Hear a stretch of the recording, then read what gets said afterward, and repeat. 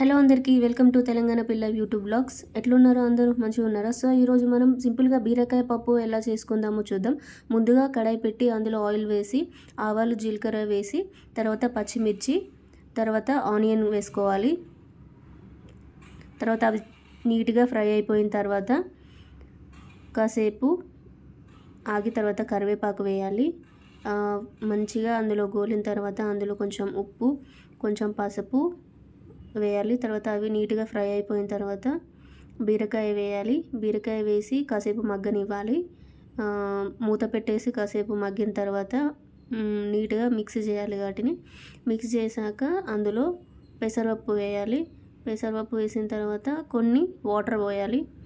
Water పోసి అది మొత్తం దగ్గరకు వచ్చేదాకా దాన్ని కొంచెం తిప్పుతూ ఉండి తర్వాత కొంచెంసేపు క్యాప్ పెట్టి మగ్గనివ్వాలి. తర్వాత మసాలా వేయాలి. అంతే, పూర్తిగా దగ్గరకు వచ్చి పప్పు ఉడికిన తర్వాత ధనియాల పొడి వేయాలి. దాని తర్వాత నీట్గా కొత్తిమీరతోటి గార్నిష్ చేసుకుంటే గుమగుమలాడే సింపుల్గా బీరకాయ పప్పు రెడీ అయిపోతుంది.